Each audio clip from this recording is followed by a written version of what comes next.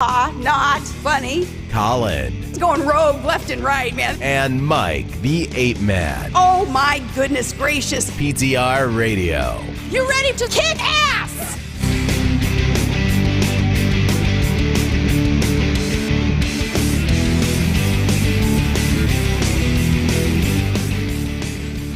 Good evening, everybody, and welcome to PTR Radio here on the fabulous interweb.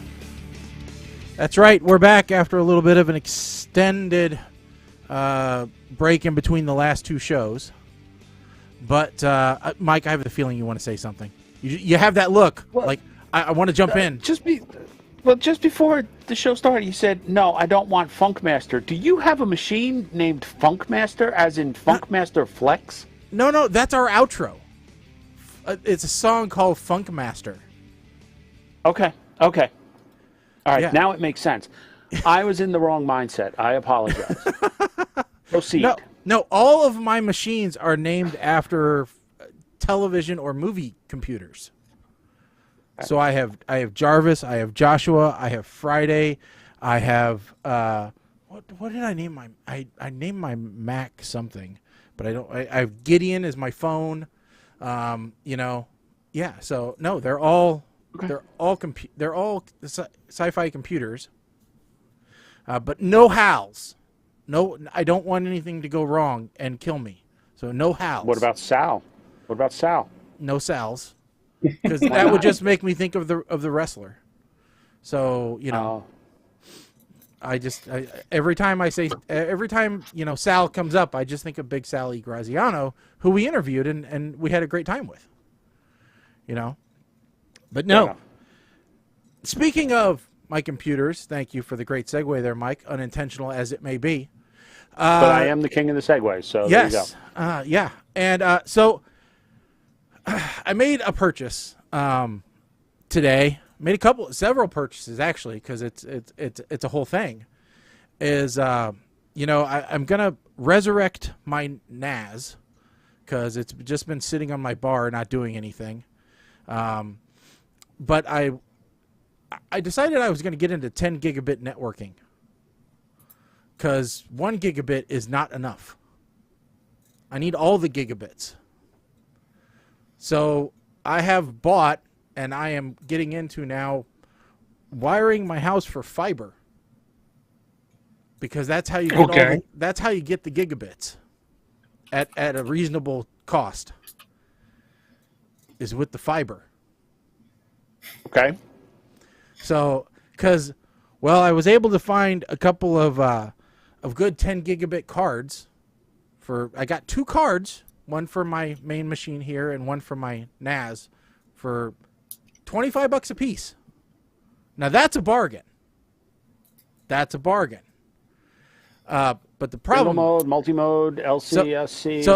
So they're SFP plus cards, so they don't have the GBIC, right? So you have to buy the GBIC separately. So then the question was, okay, well, do I try to do? Boy, we're getting really in the rabbit hole here, but do I try to do it over the Cat 5e that I've got running through the wall, which might be able to do 10 gig, because I'm talking about like less than 100 feet, but probably not. But the problem is, anyway, even if I wanted to, boy, those GBICs are expensive. SFP plus to RJ45, you're talking about $50 a piece for just each one. That is ridiculously expensive. Whereas if you go multimode fiber, they're like $10 a piece. Because nobody uses multimode anymore.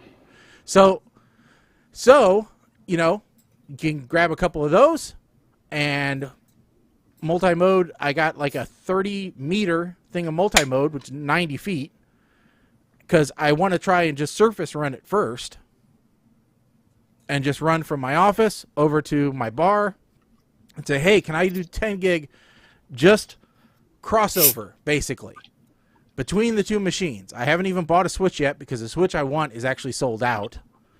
But, if I just want just crossover between those two, can I do 10 gig and see what happens? So that's the hope, is that I figure I'm into this right now for about $120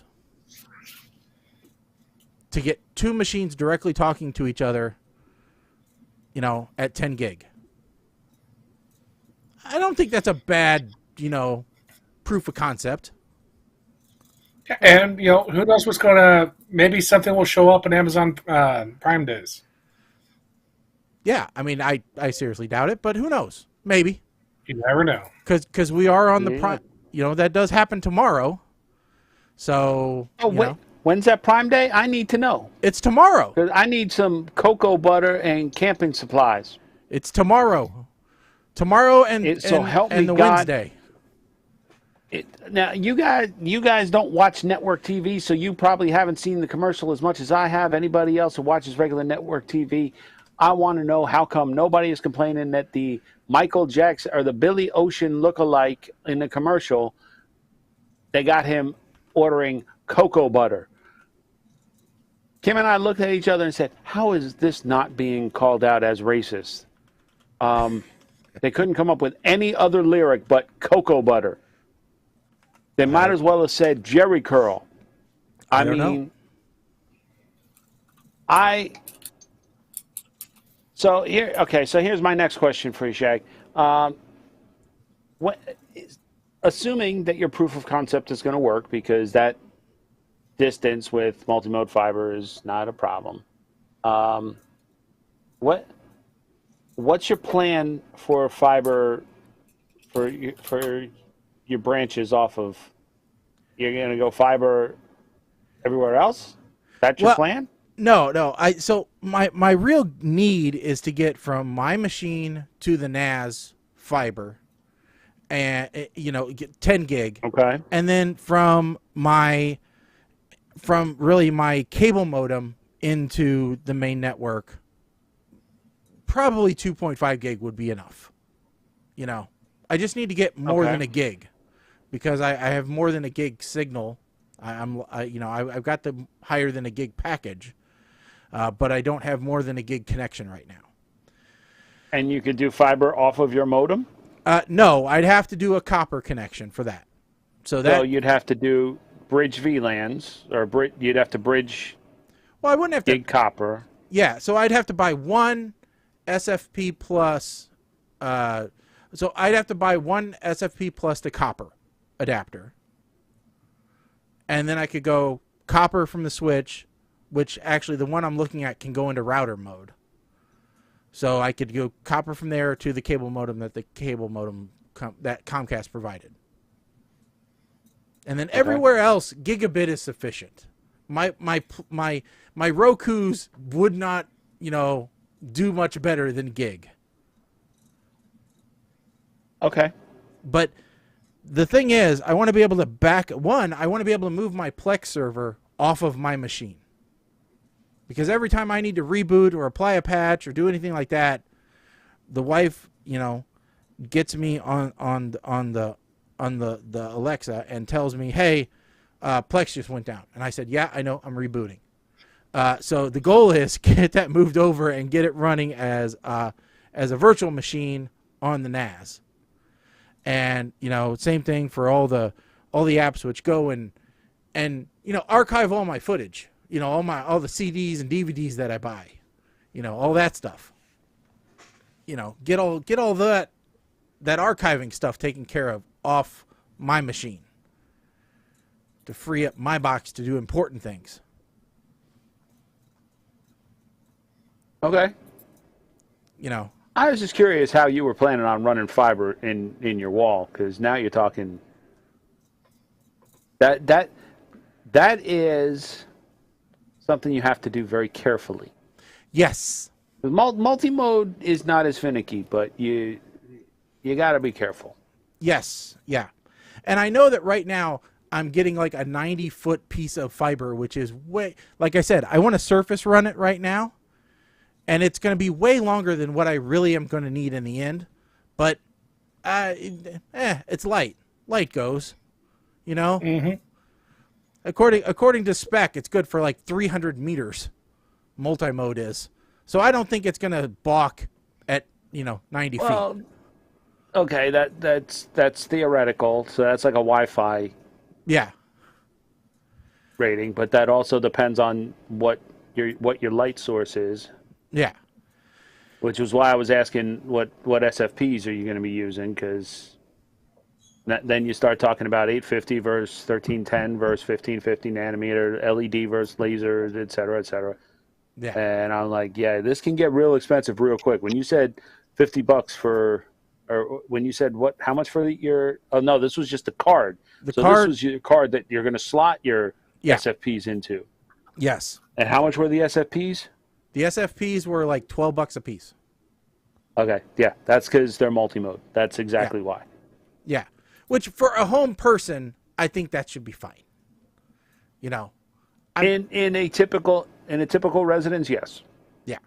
I'm not, you know, like I said, I actually have a client which is running multi-mode, and they're going like under a main street, like 150, 200, well, more than that away. So, you know. Most smaller applications that I've encountered will run multimode only because there's more flexibility in the spec. Single mode, you have less of a tolerance for your dB loss, your reflection, refraction, etc. Multimode is where you run into problems, and a lot of carriers will not run multimode anymore, period, point blank, end of discussion. They won't even accept it. So, yeah. So, anyway, so now my question is, because, you know, I've been thinking about this NAS for a while, and so I had it, and one of the reasons why I turned it off is because of the noise. You know, it's in a 4U case, but it's running a butt ton of hard drives in a fairly, you know, restricted area, really. And so, you know, I've been trying to find something that you haven't had available since about the early 2000s, to be completely honest. I've been trying to find a case with a ton of 5 1/4 bays. That's hard in 2020. They just don't make them much anymore. Trying to find a case with a couple of 5 1/4 bays is extremely difficult because people go, "You don't need a CD-ROM drive anymore." What do you mean? Why do you need this? And I'm trying to find one with like 8 to 10 5 1/4 bays, and that's a hard order. I was just going to say, I'm looking at my case, and I've got 2 external 5 1/4 bays. I don't know what I have internal, but I think you could swap out the drive cage. If you want an old putty-colored case that probably has 4 or 5, I have one in my attic that I can empty out and send you. Yeah, so if you want, I've got 10 drives in the case that I have right now that's running the NAS. It's not happy about it, but I have 10 drives in there right now. And so and I'm trying to find a way to have more storage. You know, because it's like, hey, I've got a bunch of drives just sitting around doing nothing. Why shouldn't I put them to use? So, yeah. So I actually found, this is how bad it's gotten. I actually found a guy who created his own 3D print model for an external drive enclosure that holds 18 drives. Here we go. Yeah. A full... So I'm honestly thinking about printing my own external drive enclosure. Well, I think your case, you may have a chance of finding a case that would work for you on Prime Day. True. Yeah, that's a possibility. Yeah, so it'll be interesting, but. Like here, I just happen to find one. I'm not saying it's going to have, it's going to be available on Prime Day, but here's one right off the bat that has 1, 2, 3, 4, 5, 6 external 5 1/4. Looks like. Yeah, so I mean that's just that's the first world problems that I have right now. You know, it's a real first world problems. I got too much storage. It's true, though. I mean, I have a case in storage which has tons of 5 1/4. My current case has none. Yeah. Yeah, I was looking at that case as well, Mike. I was looking at the Thor The Yeah, I mean, the full tower Thor. Yeah. Yeah, it's just it's weird that we shifted, you know. It makes you think about other things that we shifted away from. You know. Well, because everything is SSD nowadays. And Yeah. Well, Yeah. except spinning drives are just.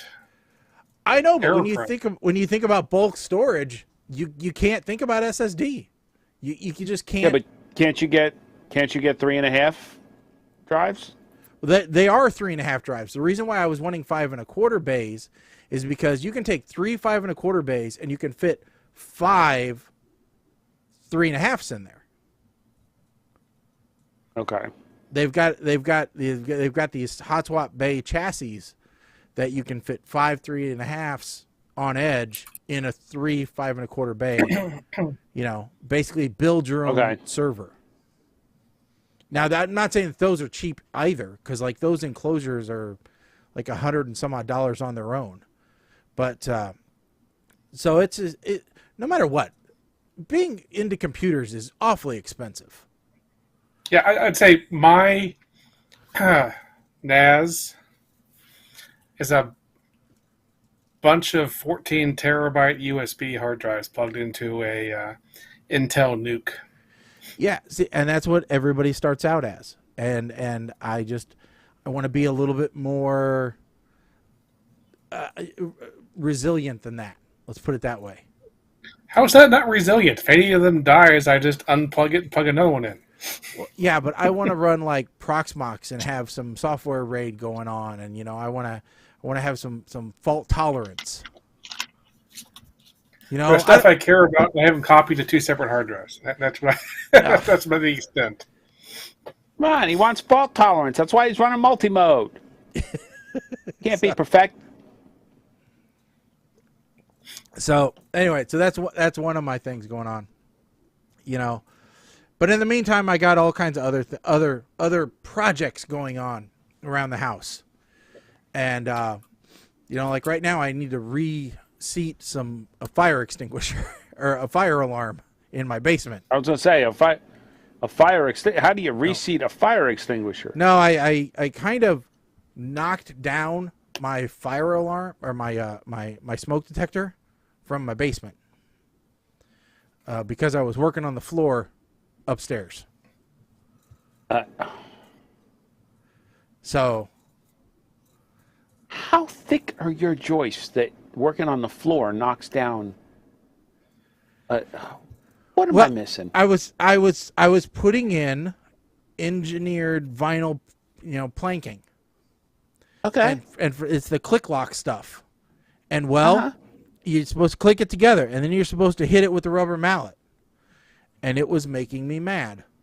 So I was hitting it fairly aggressively.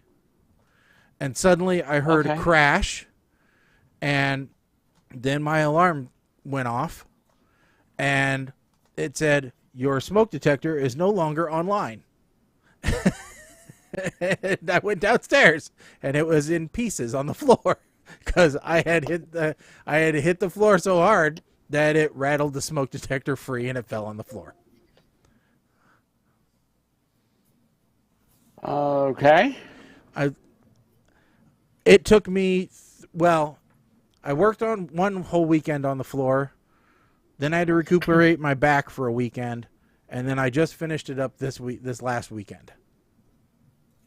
And it's about a 100 square foot patch of floor. It's not hugely big, but it's decent size. But you know, it shouldn't have taken that long if I'd have been in shape. Famous last words. Yeah. But I got it done now. And I didn't have to buy any new tools.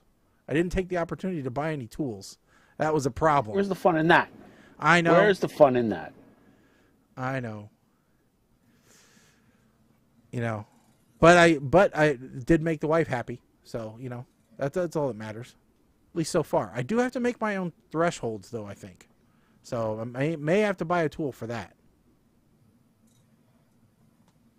Because I'm not happy with thresholds. So, but You Mike, can just do like me. You see under my door here, I've had a transition sitting in the box over here for years. Why? Because I just haven't gotten off my butt to cut it and trim it and put it in place. So at this point, I don't care. The finish on my 29-cent per square foot lumber liquidators clearance floor is wearing off anyway. So that transition might not even match by the time I get around to it. well, see, and that's the thing is, there won't be a good. I have a piece of like 1x3 that I think, okay, I'm gonna have to stain this to kind of match. Then I'm gonna have to cut it down.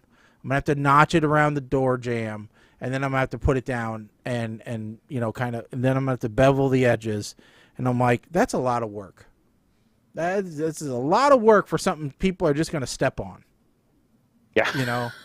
And that, according to that logic, that's the logic I use for why I never made my bed. Why am I going to make my bed when I got to sleep in it? I'm just going to mess it up in 12 hours anyway. Oh yeah, why am I even bother? What's the point? Yeah, no, I don't make my bed. I just fluff the blankets if anything, But yeah, no, to make your bed. Who's going to come in and inspect your bed in the middle of the day that it matters? Yeah, we're not in the military. Oh, that's just no. I'm sorry. Even when I was single and I was, looking to mingle, I still wasn't making my damn bed. Hey, if I'm lucky, we're just going to come home and mess it up anyway. What does it matter? Yeah, fair enough. I'm not going to impress you and get you into bed with a made bed. All right? If you're to the point where you are seeing my bed, it having messy blankets on it is not going to matter. Okay. Now, if it as has, long as they're messy but clean, as long as it doesn't have like chips on it, or soda stains, or barbecue sauce. But then again, there's some meth heads around Springfield where that wouldn't matter either. They'd be like, "Ooh, you already have the pipe and the aluminum foil? Bingo!" This is the week that the meth heads in my town go crazy for, because is when you see all the Sanford and Son trucks driving around. Because bulk pickup, the free town-wide bulk pickup is this week. Ah. Mm-hmm. My Sunday morning was spent breaking up a 4.5 foot wide fiber spool that sat in my backyard for the last 10 years, acting as a table. It finally started to fall apart. I broke that up, and it's now stacked up at the curb waiting. You deprive someone of a new dining room table, Mike. I mean, they would have taken it even in bad condition. Bad? No, this thing was flexing. No. They're not supposed to flex. No.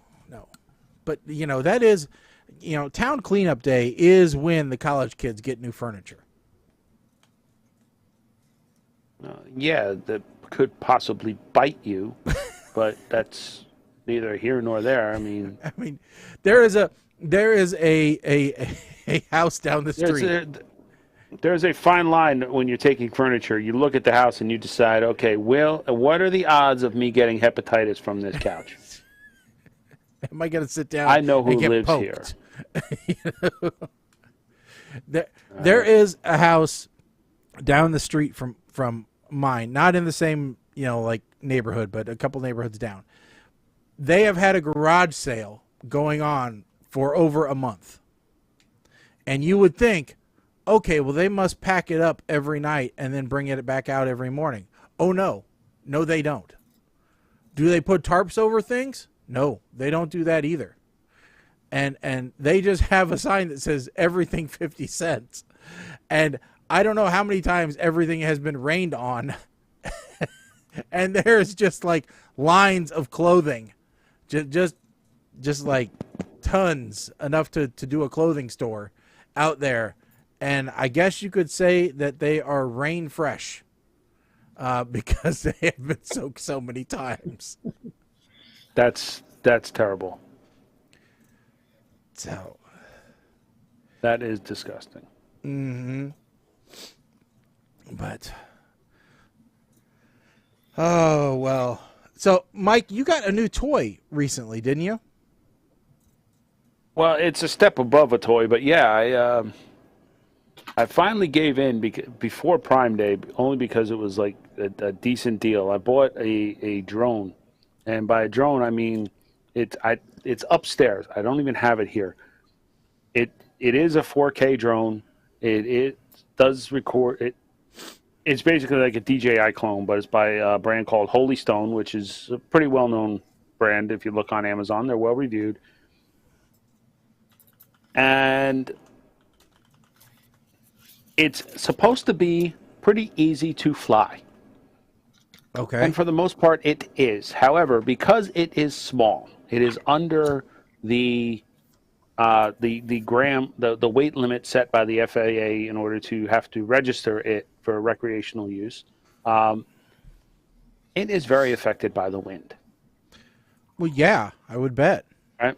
It does. Now, I specifically went for this model because it has the GPS routing. It has smart return when battery gets low. Let's talk about this feature for a second, because nowhere did I find, until I got an updated PDF manual online, nowhere in the printed manual that came with it did it say that when battery low is activated and smart return is hit, the drone will ascend to an altitude of 65 feet before returning to home. If you have ever seen my backyard, I am surrounded by trees. This is where I was flying. Ascending to 65 feet put it directly into a tree. So it should really return to home before it descends. There should be an option to just do emergency landing.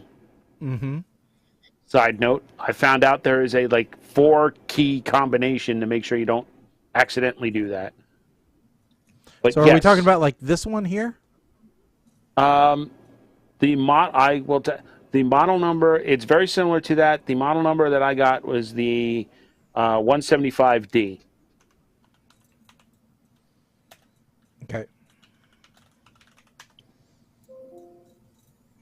Now, takes beautiful video. I have 2 beautiful videos of me flying very nicely over my yard until the wind caught it and I panicked and crashed into the bush. So it's like this one. Yes. Yes, that's exactly it. I have already ordered a, I believe I would call it a 24-pack of replacement antennas, or not antennas, propellers. Yep. Because I suspect I'm going to be replacing them quite often. Yep. That being said, as one does, the difference between this and one of those toy drones you would pick up at, like, I don't know, Rite Aid, which is where my first drone came from for $15 on clearance, the difference is night and day. And the whole reason that I wanted to get this was so when I go up to Maine in the fall, I'm sure that Kim's dad is going to think that this is amazing when he can actually see video, like overhead video of the property. So, well, yeah, but I think that you're going to have to, step it up. well, eventually I will. You're going to have to get bigger. I understand this is like the training wheels. This is, so this is kind of like let's see if this is something I can actually do. I figure if I can pilot this drone well and get good with this, then a better model that I could eventually take my FAA licensing test and use to do like actual paid work with. Yeah. Then it makes sense. You don't go out and buy an $80,000 NASCAR race car to find out if you want to be a race car driver. No. You start out in a go-kart. Oh. Yeah. No. Why? What are you trying to put me onto? Like a surplus predator or something? Yes, Mike. I think a predator drone would be perfect for you. You know, we can arm it with flyers for the radio show, and you can just drop them, you know, in small towns. That's perfect. You know, just make bombing runs basically. Listen, my next one, if I could find like a remote control blimp and paint it up with PTR Radio on one side, Butterstown.com on the other, I'll fly that around town. It don't befall me none. You can just have the Predator drone just do like fly in the air. I guess you'd be playing. Never mind. If you're playing outdoor hockey in the middle of Maine sometime, you got the Predator drone out there and someone's trying to shoot the puck by you into the net, push a button, and have the Predator drone take them out. There you go. There we go. Ah, here we go. This is what you need, Mike. I have it. What do I need? Figured out right now. So if you don't get this, I don't know what you're doing with your life. So you need this. So this is that's a racing drone. So this is a first-person quadcopter. Yeah, that's like a full-on. That's a beginner's racing drone, is what it is. Right? I don't think it's beginners at $1,000. But that's for beginner. You know, let's put it this way: the professional drone racers are not racing like off-the-shelf DJI drones. Probably. Let's probably be clear not, about that one. Let's. Well, here's one for $1,500. It comes with the replacement blades. Now you know you're going to need those. I know I'm going to need replacement blades. Now here's the other thing that I kind of kick myself about, and why I say that this is only a temporary or learning. I find out that the reason why a lot of these drones were so deeply discounted at the time, part of the FAA requirement that is rumored to be coming out in January is that all drones must have propeller guards in order to fly, and this one does not have any propeller guards available. You can't, nothing that like clips on or what have you. I haven't seen anything official about this. I know commercial drones are maybe exempt from this because of the FAA licensing and what have you, but. Yeah, you're seeing a lot of them now. A lot of kits like that clip on to the motors to meet that requirement. Yeah, although I think at the level you're looking at and doing, because I believe MythBusters did an episode on drones and their lethality for like neck injuries. Oh well, yeah. The propeller guards are not to protect me or anyone else. They are to protect the propellers. Okay. Because when an open propeller hits something at the speed that these things are spinning at, it is utter and sheer chaotic destruction. Yeah, so MythBusters did test that. Yeah. So they tested it with a chicken, and I'll have to rewatch that episode because for some reason I thought that they said no, but according to this article, at least they say yes. So I'll have to see which ones. And that's a long time ago, so that's much older drones that. Yeah. But yeah, it's like 7 years ago, so, but it'll be interesting.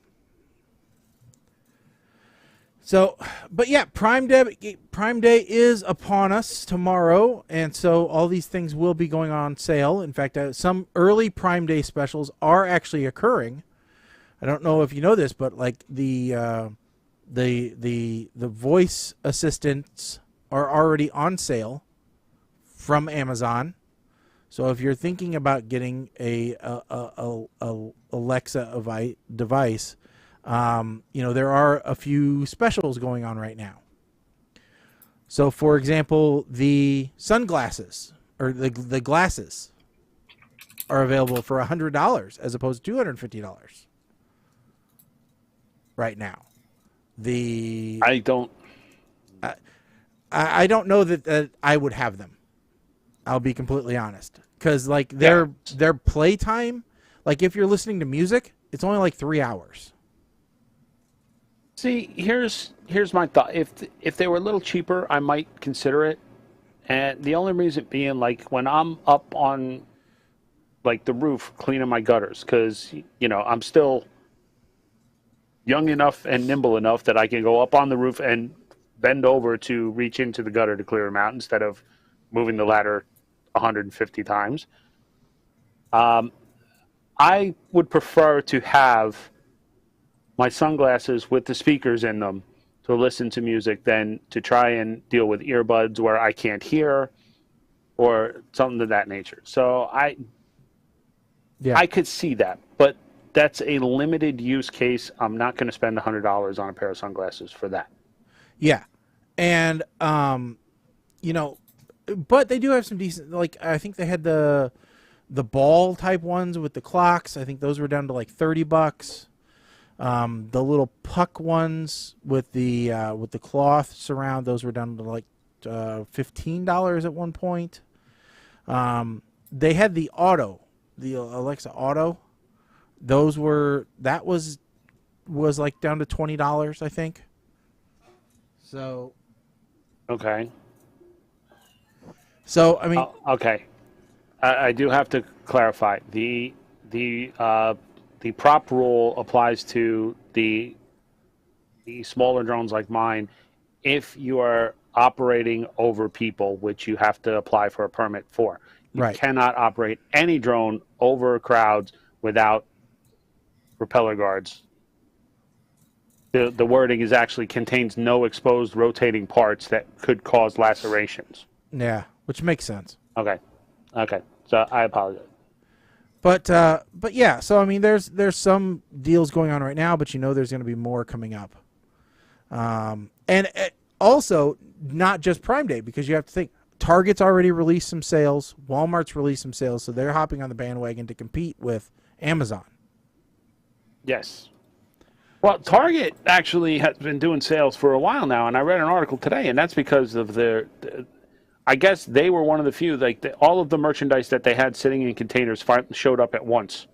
And they had to make a decision. Either we deeply discount everything and just clear it out, or we hold on to it until it sells. Yeah. So apparently there's a lot of deals to be had at Target right now. Yeah, so like KitchenAid mixers are supposedly $100 off. They've got those massage guns are supposedly $100 off. You know. Oh, here you go, Colin. Remember that whole pyramid scheme you were doing with gift cards for a while? You know, where you were ripping people off. So those are Target gift cards are 5% off. So maybe you can, get your Ponzi scheme going again. Margin is not enough. So specialty gift cards are 15% off. So, might be worth it again. Now, is there anything... I got to ask. I don't really need any cocoa butter or camping supplies. I don't know if there's anything that I need. Well, in Prime Days past, I've been looking at it and I'm like, okay, I'm waiting for Prime Day for this, and this. Yeah, see, there ain't nothing. There's not a ton that I need, but boy, some sales just suck you in. I was walking through Walmart with my wife the other night, and we happened to walk by the electronics section on our way from from one section to the other. We just happened to walk past the back of the store, and she was looking at books, and electronics was on the other side of the aisle, and I'm like, "Hon, I think we need a new TV for the bedroom." And she goes, "Why? What's wrong with our TV?" I'm like, "I don't know, but I'm looking, and I think we need a new TV because they're bigger now, and we just got a 42 in there." And she goes, "Well, how big do you think we need?" And I'm like, "Well, this 70-inch TV is only $500. Like, it's 70 inches for $500." in the bedroom. Well, I honestly, I'd probably put it in the family My room and then office? take the 60-inch and put it in the bedroom. I play musical televisions a little bit, but I'm like, This is like- more first world problems right here. Like, I'm oh like- my God, I've only got a 60-inch in the. Oh God. I'm like, what? When the TVs are this cheap, Well, let's put it this way: okay, you so can't, that's you can't afford gas to go somewhere. You might as well look at it in 4K in the television. I could afford a TV and watch a location cheaper than I could drive there. all right. So that is a fair point that the price on the TVs has come down dramatically. Like I remember paying $1,300 with an employee discount for a 42-inch Panasonic 480p plasma TV. My first flat screen TV, my first LCD TV was a 37-inch Olivia, and I paid $1,000 for it. $1,000 for 37-inch TV. Now they give it to you when you buy a Snickers Pretty bar. much. I mean, so that's just it's crazy how cheap televisions are now. Now that's not to say that it's the best television in the world, but this was a television with a Roku built in. It was a smart TV. Well, that was like the TCL that I bought like last year. That's a 55-inch that was $300. Yeah. And it's a Roku.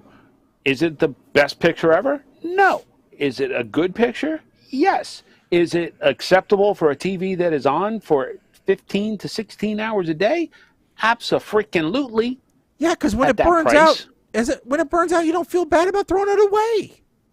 Exactly. So, all right. So, Colin, what about you? Are you looking for anything at Prime Day? You usually have interesting stuff compared to Shaggy and I. Yes, I am actually looking at the Amazon Eero wireless mesh routers. Really? That's not already on. I thought that was an early access deal since it's an Amazon product.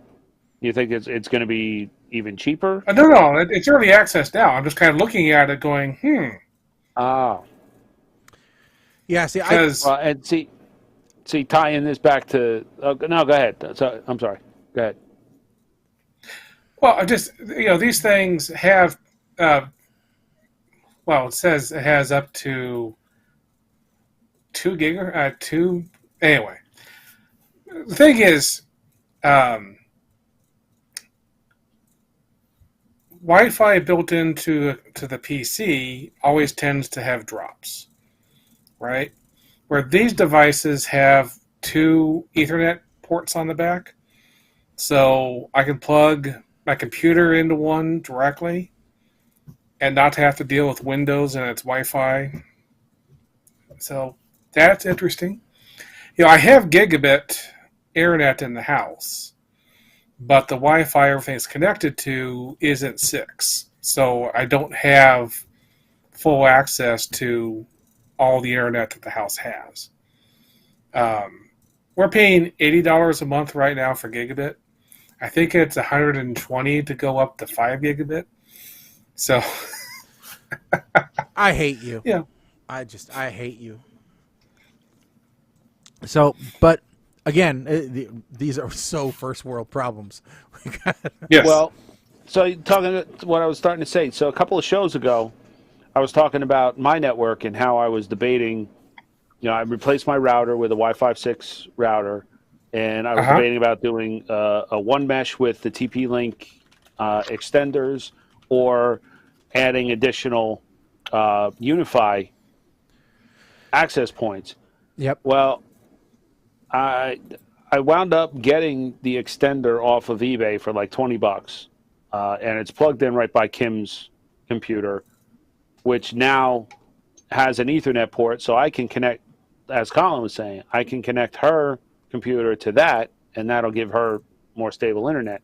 The problem was the one mesh extenders do not extend the guest network.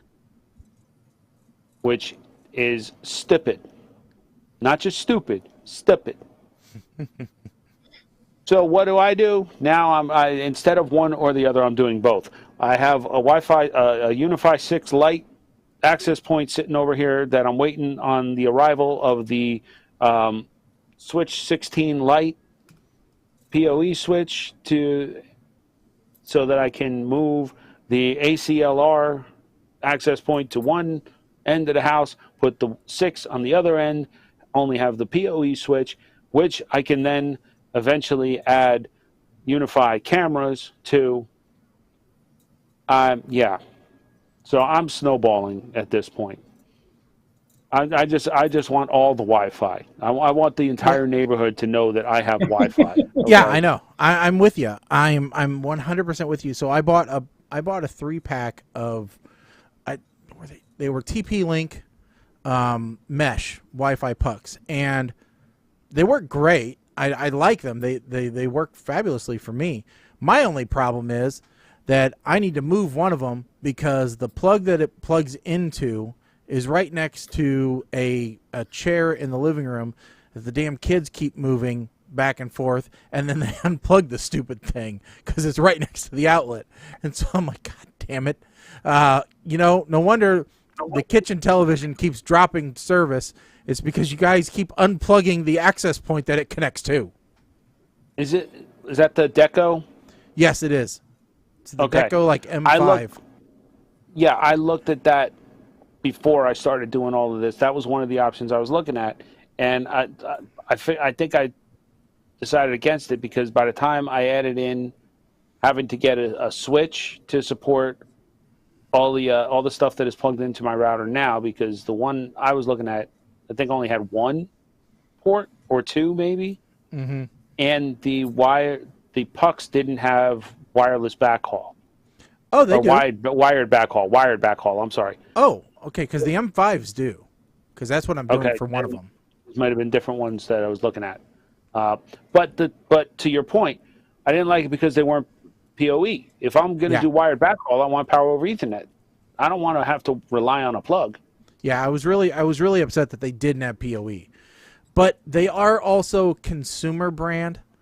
And we have now gone from first world problems to like Kardashian problems now. So much. Like, my God, we've ran out of soy milk for my latte. Whatever am I going to do, Courtney? I mean, boy, and people have just tuned out unless you are networking for a living. You do not. You have tuned out and gone to another channel. Poor Teresa hasn't even commented. She said hello and then she disappeared. She's like, "Oh no, they're gone down. They went down that rabbit hole now." She's like, "This is Charlie Brown's teacher." Wah wah wah wah wah wah wah wah wah wah wah. Kim, like I tell Kim, like, "Hey, I'm doing this." She says, "I don't care as long as I can get online. I don't care as long as I can get on Zillow." That's fine. my wife too. She's like, "I don't care. I just want Plex and Netflix and Amazon Prime to work." Although now she's done with Amazon Prime because she's watched. God, when she binges. Good Lord, she did Downton Abbey in a week. I mean, she just ran through that thing. And Downton Abbey, that's British. I know, but I watched The Terminal List, which apparently has got people up in arms about. But what was the other one that I was watching? Oh, Obi-Wan. I think we talked about that. Well, Binged through that. Stranger Things. Good Lord, did you watch Stranger Things yet? No, because she's not into sci-fi. Damn it. My sister-in-law watched it. In fact, she said she watched the latest episode drop 3 times. The latest set of episodes 3 times. But like I said, I had to take off a weekend because I had hurt my back working on the flooring project. I watched WandaVision, all of it. Then I watched Loki, all of it. And so now I have a choice. Well, and I watched Multiverse of Madness, that one. So now I have a choice. Okay, what do I watch next? Do I watch Falcon and the Winter Soldier, or do I watch Hawkeye? Which one of Hawkeye. those two do I watch first? Hawkeye. Hawkeye? Okay. I kind of was leaning that way because I thought, okay, I've heard that Falcon and the Winter Soldier got kind of like political.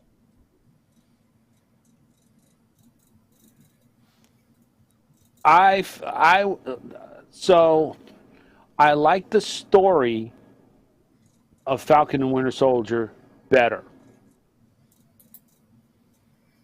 But Hawkeye was more entertaining. Okay. And my wife has put it on me to figure out what television show we're watching next.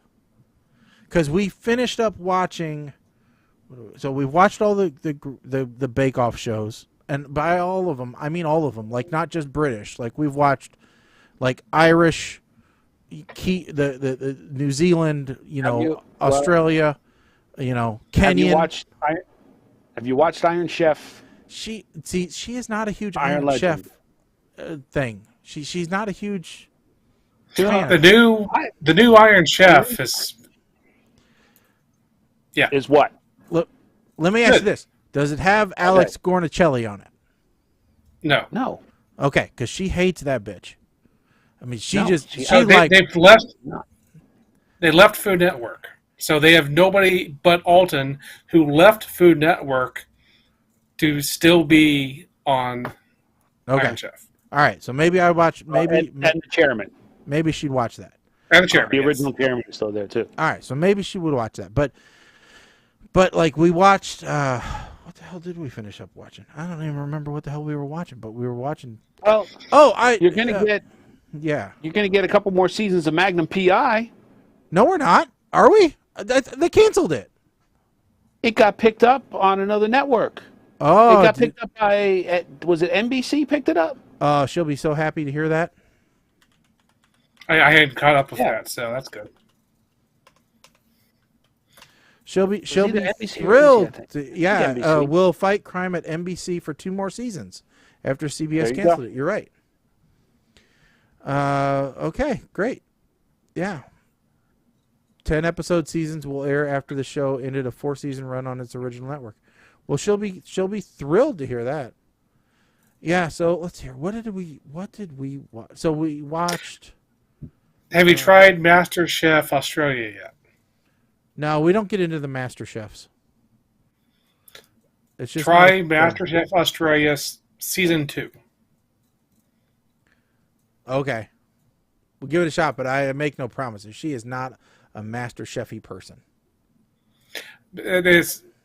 If all she knows of is Master Chef US, that's like it's not even. They both have the name Master Chef in them. But we finished. They have nothing to do with each other. But we finished watching Lucifer, and so she's like, "Okay, now you got to find another show." And I'm like, "Okay, that's not as easy as you think it is." I'm like, "Because I got to find something that you like and I like, and that's hard." Well, we went through the A-Team, and we went through. I honestly didn't think she was going to like Lucifer, but she ended up liking. What about Alias?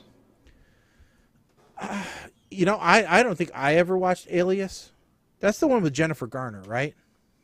Yes. I mean, older show, but maybe it might work. Alias. I don't remember if Alias or Chuck was the first. One of those two was the first one that I ever watched, beginning to end, the entire series once it was available on streaming. Might have been Alias. See, it's really odd because I like the sci-fi stuff, but I'm finding there's just this lack of good sci-fi out there that I like, because most of the sci-fi now is turned to the horror genre, and I don't like that. I like no horror. Yeah. I like good sci-fi, and there's so many good sci-fis that just either aren't made or were cut short or whatever. Okay. So while we're talking about sci-fi, I got to get your opinion on this one. Okay. Okay. New season of The Orville. Oh, so far I like it. I do like it. Do you not? Colin, have you seen? I've only seen a couple episodes of the first season. Okay. So the third season Seth MacFarlane, the stories are okay. But Seth MacFarlane made a comment that they have a movie-sized budget for each episode. Yep. I officially would like to know what the hell they're spending this on. Is it hookers and crack? Because I don't see it. Well, The effects look like something out of The Last Starfighter, which at the time, The Last Starfighter was amazing. But now you look at it and you go, that's like Nintendo. Did you watch the Gently Falling Rain one, though? The episode 4? Because I've only watched through the 4th episode so far. Yes, and I'm a little perturbed that they brought up the one part of the storyline I'm a little perturbed about. Yeah, I agree. That one, although what's interesting is he said that episode was cast way before anything socially was known. So he said that was just a complete, happenstance. It wasn't planned or anything like that. Well, if you're talking about that aspect of it. But I'm talking about the surprise aspect of it. That was interesting. I was shocked by that. But anyway, what about The Boys? Have you watched The Boys? No, on Amazon. I haven't. That's one where I know she's not going to be into that. Yeah. But and I don't know if it's up my alley or not. I'm going to have to watch an episode and find out. It is one of those where it's like, okay, I've got to put that on my list of things to watch and give it a shot. That's like, it's like, it sounds really stupid, but evidently there's a new Beavis and Butthead movie out. Screw that. Beavis and Butthead Do the Universe. It's on Paramount Plus. I know it sounds really stupid, but that teenager in me who thought Beavis and Butthead were hilarious and Beavis and Butthead Do America, really wants to watch it. And I'll tell you what, so my wife is going on she is the last weekend of this month. She's going to a baby shower out of town. Okay. And so I'm thinking, all right, this is a perfect opportunity. I have a whole weekend to myself to do nothing but watch movies I want to watch. And I was thinking about hitting the dispensary down the road. And I thought, okay, this is a perfect coalition of everything at once. I'm like, I could grab a gummy. I could watch Beavis and Butthead Do the Universe. A gummy. Hey, it's only going to take one. All right. And, I could just chill for an entire night and laugh my butt off. And so that's kind of my plan. I have not told her my plan, and I'm not sure she'd appreciate my plan, but I think that's kind of my plan. So we'll see. But yeah. But no, I've watched the Orville up to, like I said, episode 4, and I thought episode 4 actually showed some of the money that they spent on like locations and stuff like that, because it was a little bit more like, as far as scenery and stuff like that, I think they did more on that one than what they typically do in just the ship. But yeah, like episode 3, where it was basically in a high school, where was the money spent? Okay, so they rented a high school for a day or two. That couldn't have cost much. Episode 1, Gordon shows up with a new ship. Yeah. And now we've only seen it parked. Exactly. Episode 2 was kind of interesting. We saw a new alien. But again, it just... But story-wise, they have gotten a lot better this season. Story-wise, I think it's gone much more dramatic than what they were in seasons 1 and 2. Yeah, I'm still just not sure. Well, we'll see. I said I wasn't going to watch it, but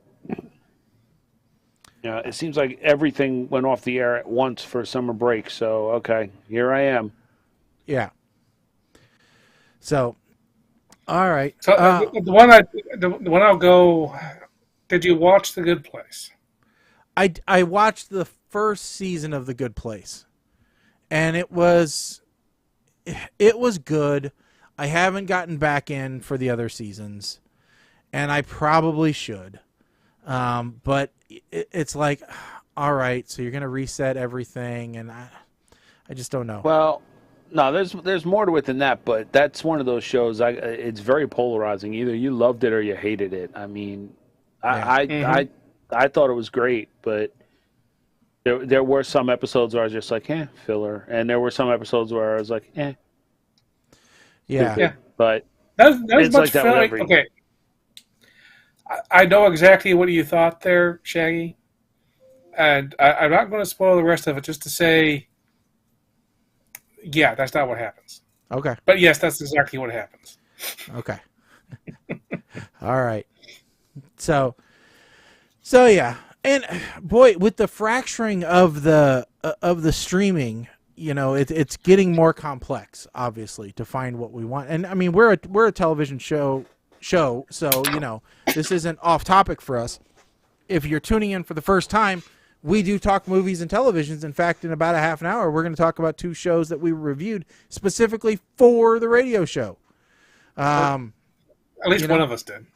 So, you know, well, we can talk about what we saw. Yeah. We're just saying, giving credit where credit's due. At least one of us did. Some of us are better than others. We'll just put it that way.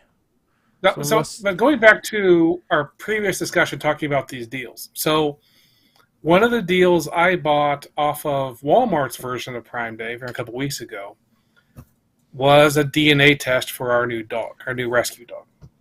Now, Mike, have you ever done one of these before? We did one for Evie.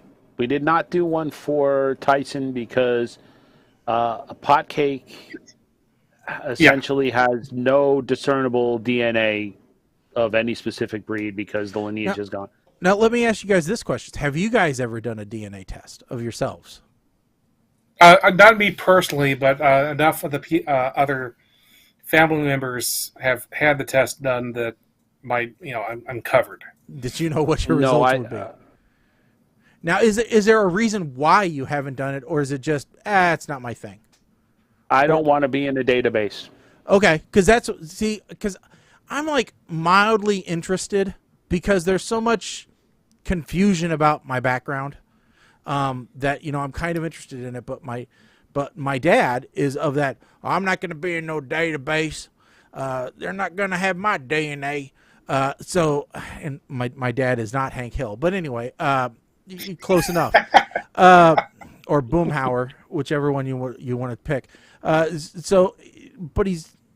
he is that way. Now, I think honestly they have my DNA anyway. I'm already in a database, so what the hell does it matter? I mean, I gave blood, so you know it's out there. Mm-hmm.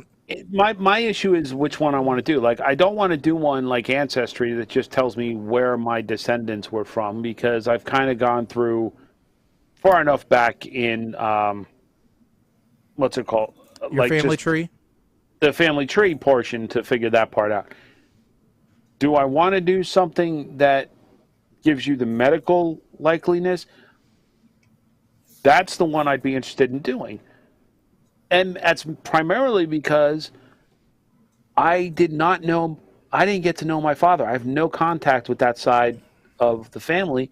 So any medical issues that exist on that side, I have no insight to. So a genetic test like that, or a DNA test like that, could prove useful. However, do I want to open Pandora's box? My poop is still solid. My pee is still yellow. Nothing burns. Nothing hurts. Do I want to go down that road?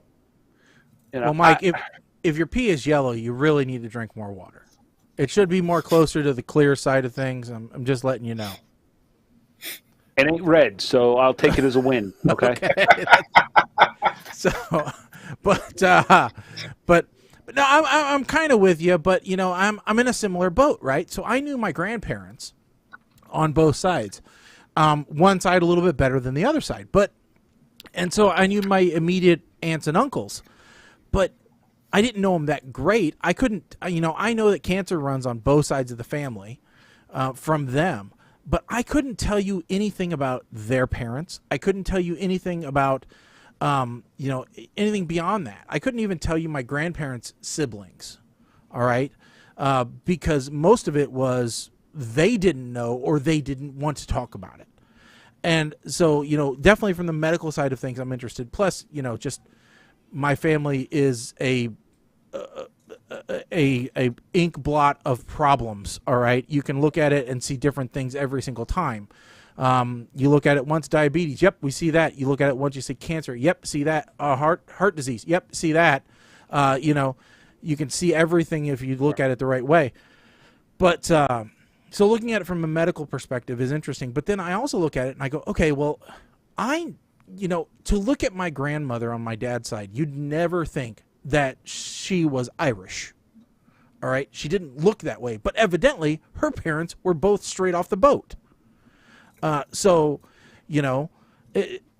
of that background stuff I don't have. In fact, I brought some photo albums from my grandpa to my house because I'm going to try and scan them in. And my dad happened to be over, and I'm like, well, who's this? And he's like, oh, well, that's Uncle so-and-so, and that's Aunt so. I'm like, I don't know who these people are. They were dead before I was born. They were dead when my dad was in high school. So, I don't know who these people are or anything like that. And so it would be kind of interesting because evidently somewhere there's a hacienda in Mexico with our name on it, our real name on it, because, my last name is not our real last name because we were abducted, essentially. And then my grandfather was abducted, essentially, by sharecrop farmers. And then on my grandma's side, well, obviously she lost her name when she married him, but she is evidently. You could be a descendant of El Chapo. I could be, you could be a descendant of Che Guevara. And evidently her name was Kilkenny, which supposedly there is a castle in Ireland for. So I don't know whether there was a restaurant not too far from us that unfortunately they just closed this last year due to COVID called the Kilkenny House. Yeah. So I don't know whether I'm a lord or whether I'm a drug lord. Well, I don't know. We really strayed, and I want to make sure we get back to this because Colin, you brought us down this path with your Amazon purchase, so I'm very curious about this one. So please, okay. Well, let me see to the original point. Yeah, about dog DNA. But this feeds into that too. So let me see if I can get this up. Mm-hmm. Let's see.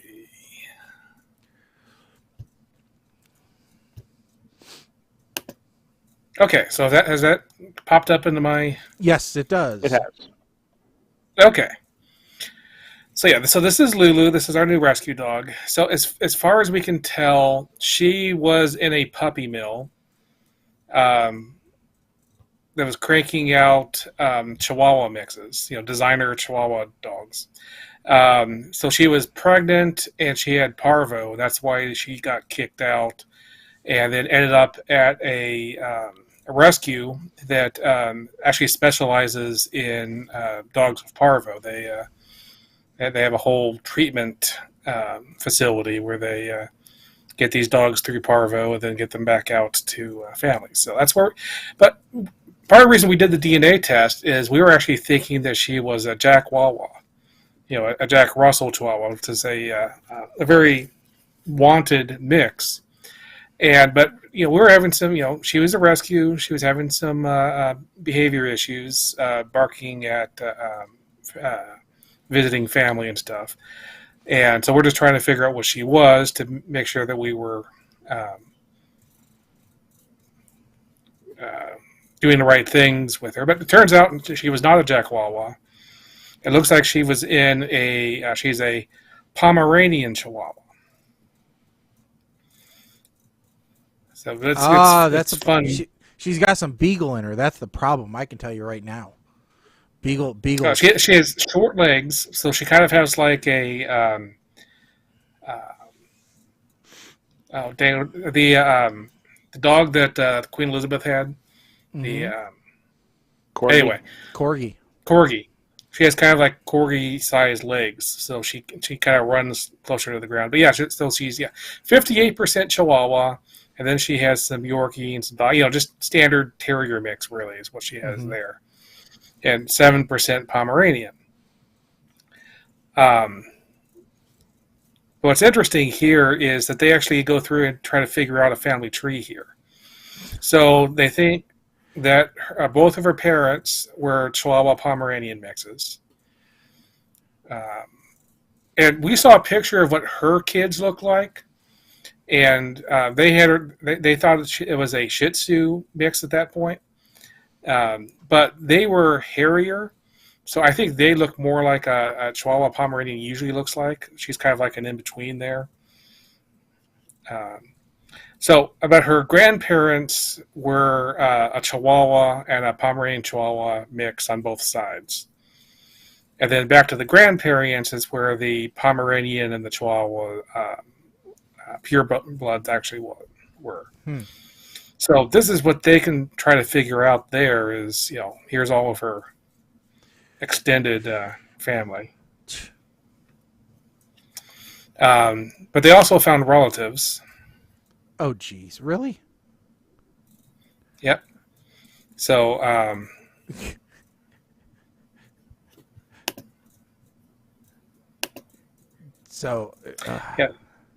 yeah, there was Zuzu and Kobe Jack and Dave and Wilson and Captain Jack Morgan, and so there's a whole bunch of this. Zuzu is the only one that was considered close enough to say that she's extended family, so she's closer. Well, she's cute. Let's put it that way. Yeah, she's cute. And then over here in the health section, and this is where they test. So she's clear of everything that they check for that says that her health could have an issue. And then they go through all the details, everything they test. Then they have this trait information, which they always say, first, we learned that she's a very good girl. But, this is where you actually get into stuff like, what color her coat is, curly coat. She's not hairless. She probably sheds a lot. What her weight should be according to her genetics. Information about her head shape. So it turns out we were looking this up, and it turns out that what everybody thinks of as a Pomeranian mostly nowadays is like the teddy bear Pomeranians and stuff because they're very popular. But it's called a throwback Pomeranian, or the actual breed standard of a Pomeranian, actually has a longer snout, which is like Lulu has. So we're looking through this and realizing that her Pomeranian background is probably either a throwback or a standard Pomeranian, and that's where her. So I wonder if 23andMe tells you what your head size is. No idea. If your legs are short or not. What your ideal weight should be. They probably do tell you that one. And, if your snout's long or short, that would be a bit insulting. If they tell everybody you're a good girl. Good girl. Yes. Yeah. They probably tell you. They probably ask what your preferred pronoun is, and then put that in there. But going back to what you're trying to figure out, I mean, if you can get this kind of family tree stuff here, then you can try to go back and figure out, just where everybody's coming from. Yeah. So. And see, that's the other reason why I don't want to do Ancestry DNA, because I believe that kind of opens you up to. Well, one, you have to have the membership. Then I think that's part of it. Yeah, and I wouldn't do that. But two, I don't want family to be able to get in touch with me because some database says, "Oh, you're related." I have had because my aunt, wanted to get into the family tree stuff, and so I've had a far removed aunt try and get a hold of me, and I'm like, I didn't grow up around you. I really don't. You didn't have any point in my life. I really don't care. I do care about where we came from, but I don't care about people that weren't directly affected. Didn't directly affect me. And as I told my dad, I'm like, I selfishly want to know what part of Ireland we're from so that I can find the appropriate whiskey from that area and try it. You know, it's a very short-sighted goal, I'm sure, but you know, that's the thing that I'm into. So I would like to try it, and one day I would like to go over there and visit, and I would like to visit the area. You know, now according to what I know, the little bit that I know, Kilkenny, which is her maiden name, is like Smith over there. So you know, it's it's impossible that you're going to find anybody that's really related that would care. But still, it's just something to know. So but like you, I wouldn't go to the ancestry.com or anything like that, and I think I would do more like the 23andMe or something like that. But I've looked at those prices; it's like $100 for those tests, and I'm like, listen, this was $100 for her test, yeah. I'm like, I'm giving you a lot of data here. I think you can bring that price down a bit. So that would be one thing I would be looking for on Prime Days, because I think that is something that they typically do run specials on during Prime Days, is like those come down to like $50 or so. So that will be something that I'll put a watch on and see if that's one of the things that they're going to run a special on. So the other thing is, I'll be looking. I may look for that. Yeah, I'll be looking for like broadcasting stuff. You know, I'll be looking for like light panels or a bigger stream deck, or, you know, I've got a couple customers that are looking for stuff, and well, if I can buy it on sale and then sell it to them at regular prices, why wouldn't I? You know, that's just good business.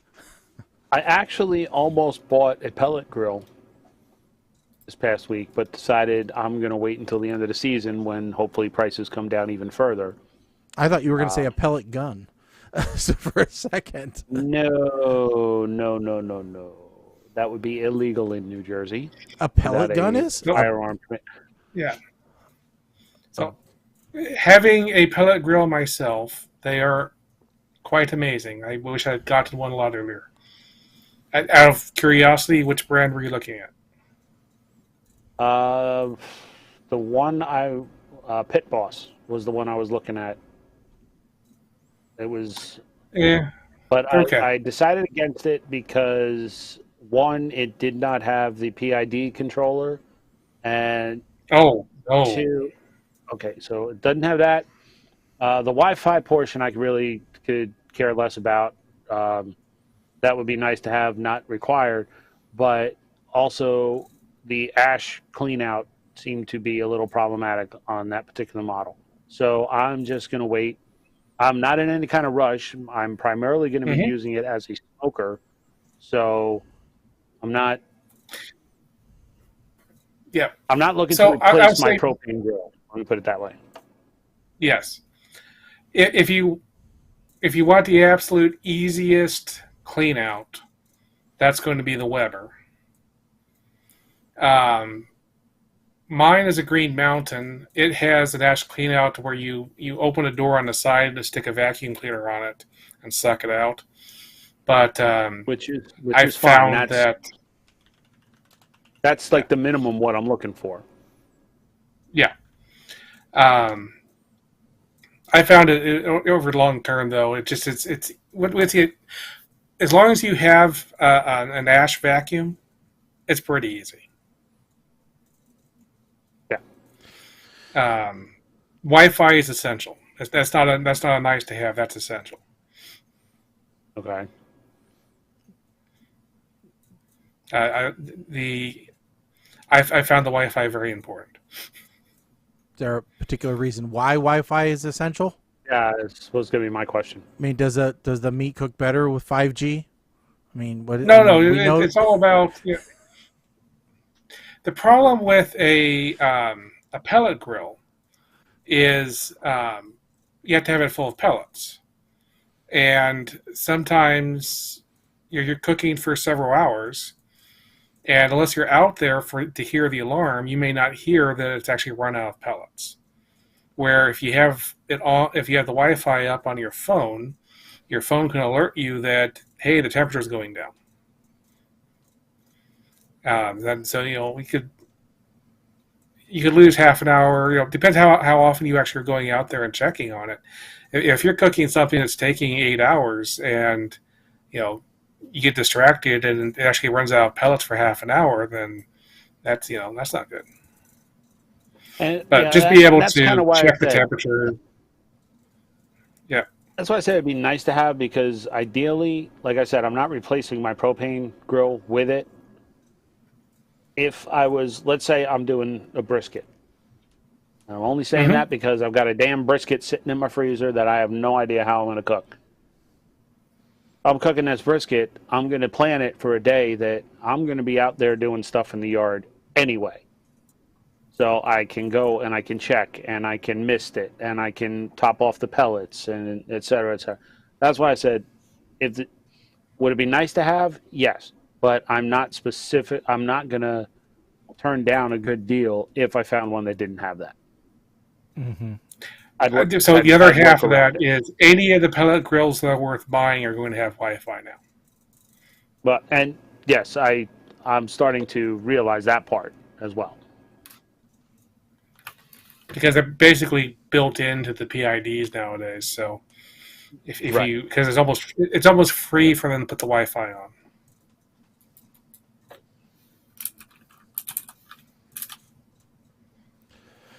All right.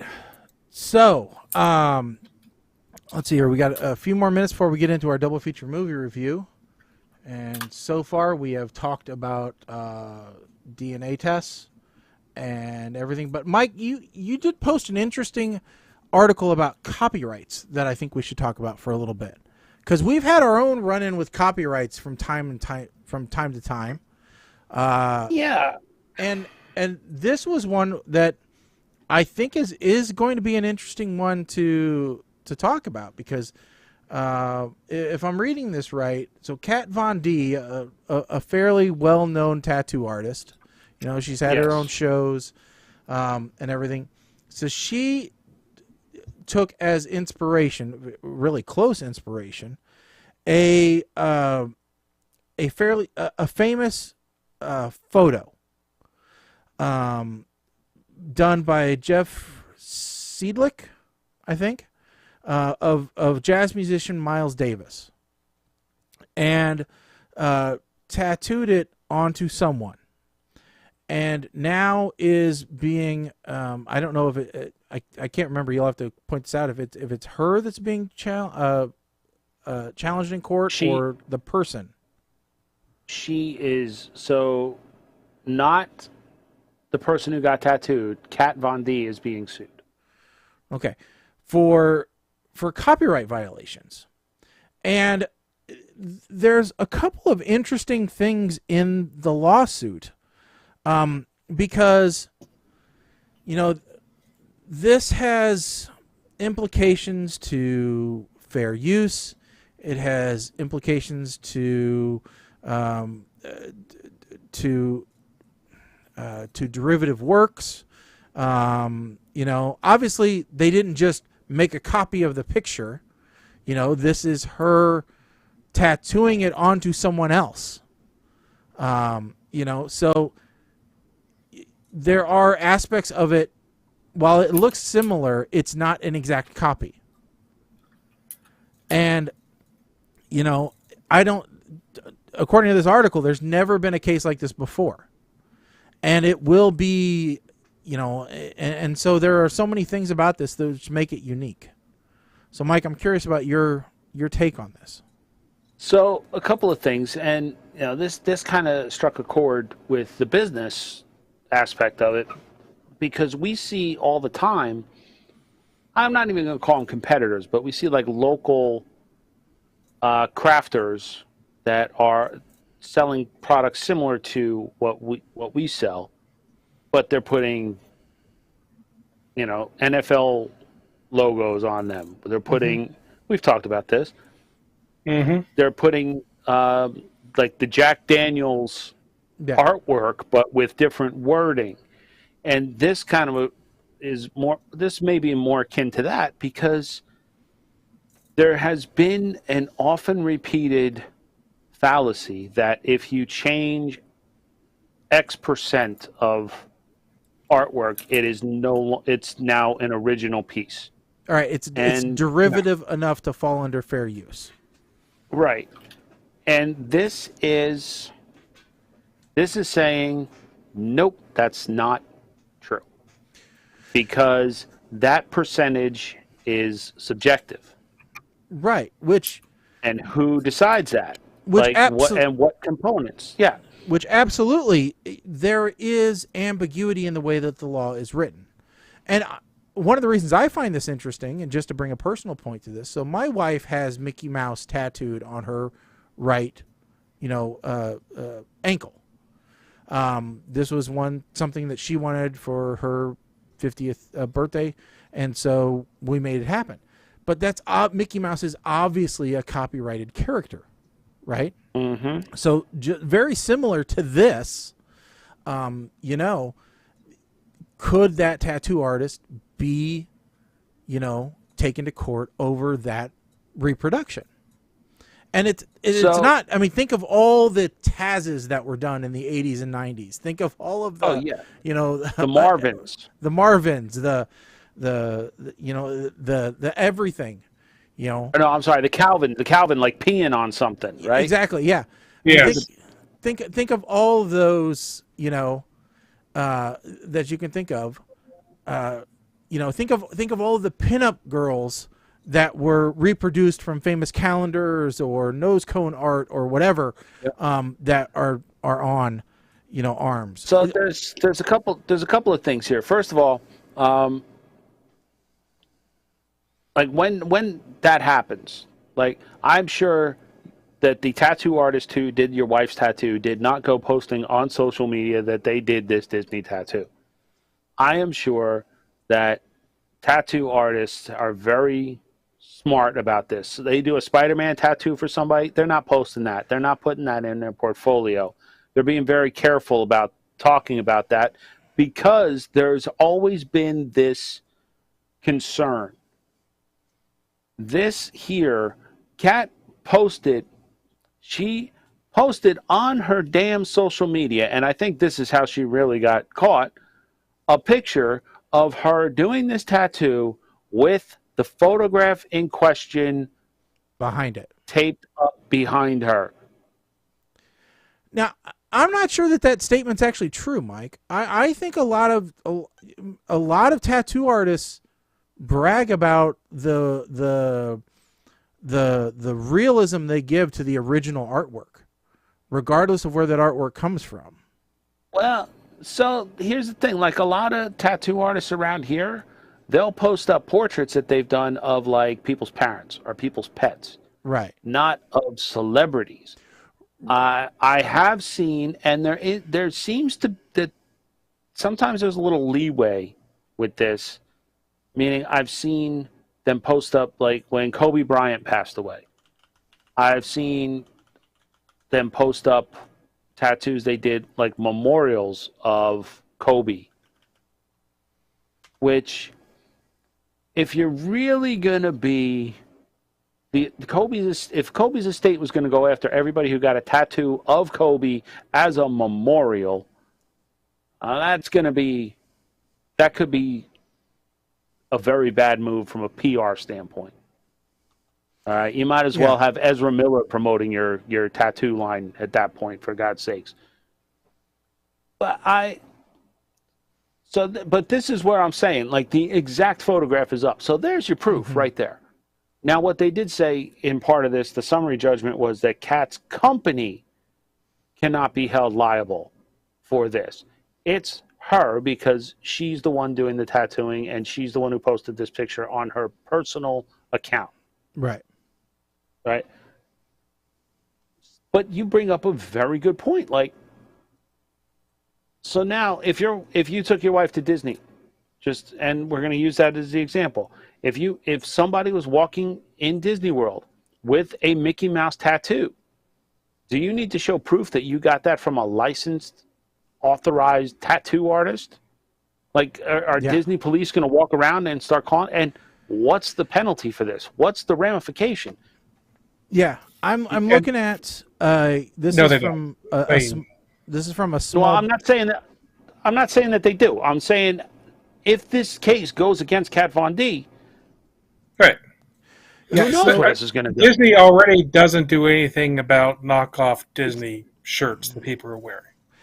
So, but So- That's not and entirely that's already true gone either. through lawsuits. Yeah, so I just found an article for specifically this article is aimed towards tattoo shops in regards to copyright infringement. Now, this is not to say we're not lawyers, we can't tell you whether this article is right or not, but I think this does break it down fairly easily. It says, based on current law, some tattoos could infringe on copyrights. Generally speaking, the copyright holder must prove the copied work has a negative effect on the work's value or potential market. A tattoo artist who inks a cartoon character onto a client without obtaining permission from the original illustrator may be infringing by affecting the potential market of the character. The illustrator could sell drawings to tattoo parlors for use on clients. On the other hand, the client is less likely to be considered infringing since his display of the artwork is usually not for profit and in most cases would not affect the work's value or market. So here's where there's a difference. You're talking about drawings and artwork. Right.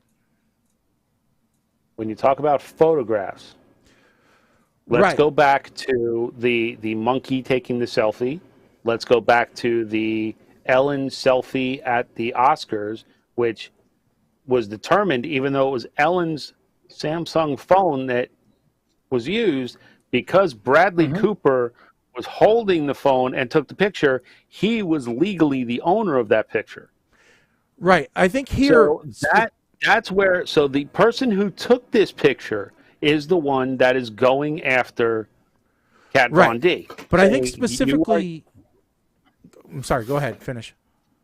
But so my concern here is the same way everybody else is getting concerned about how recent decisions in the court can affect other decisions down the line. This opens that door. This opens that door to expand the responsibility and who is liable for copyright infringement, or how far can you prosecute, or what can you actually do. This opens that door to a whole bigger discussion again. Yeah. And I think this as we said, I think this paragraph outlines it fine as to the ultimate responsibility. Okay? And potential liability, and I think you said it well as also. It's that the potential damage could be by the tattoo parlor, not by the person receiving the tattoo.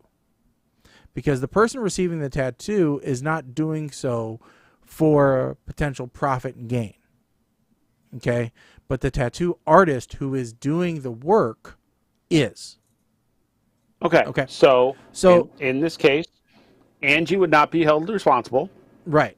But they could take her to the basement of Cinderella's castle with the light shining in her face, say, "Who did this tattoo on you? You will tell us now or be banned for life." Yes, exactly. They could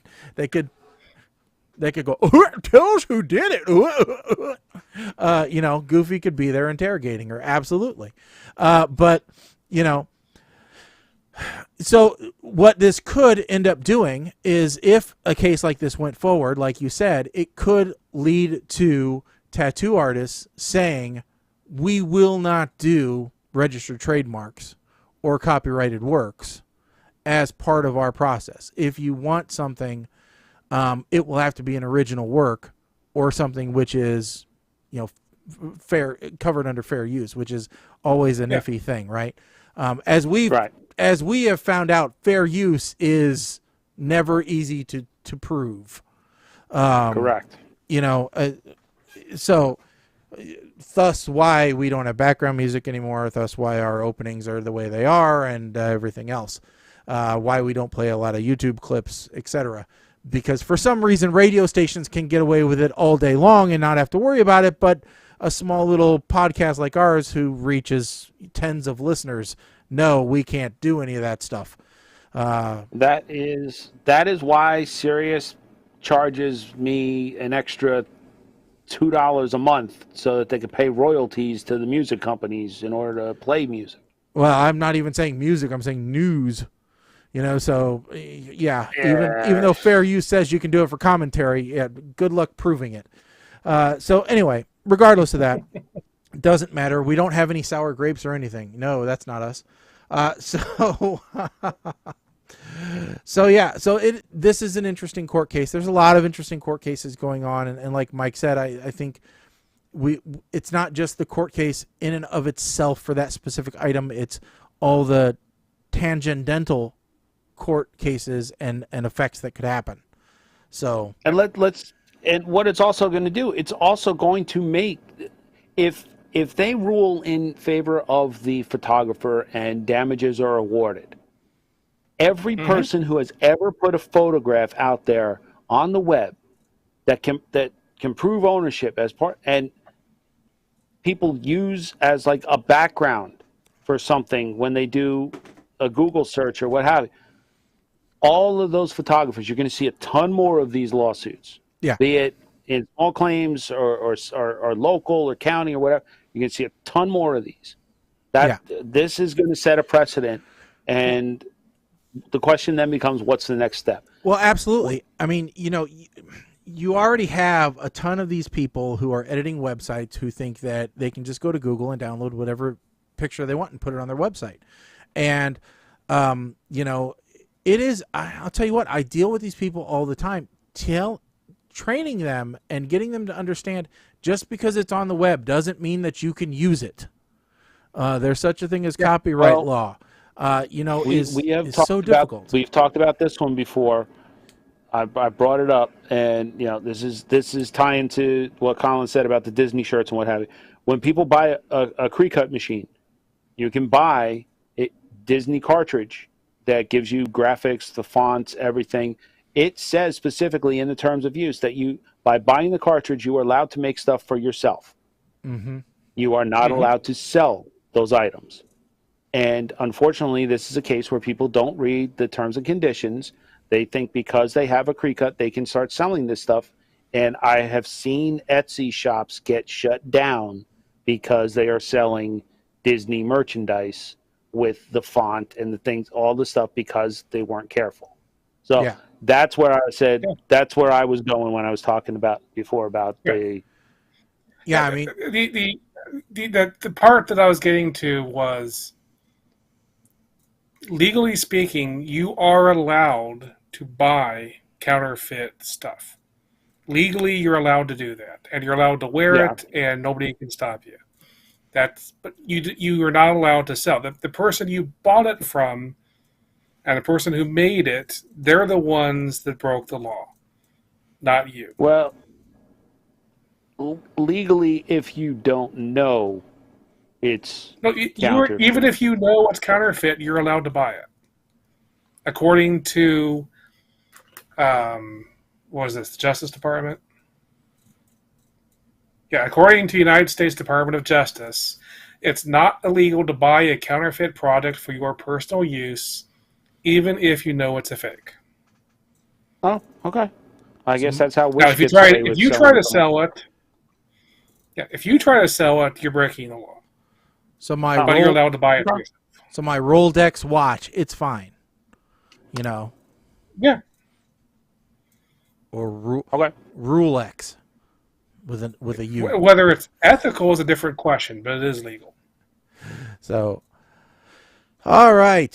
It's 7:50, so we're going to go ahead and get into the double feature movie review, which is a segment we do every show where we go and we look at two recommended movies, and we tell you whether they're worth watching or whether you should just leave them on the side of the road where they belong.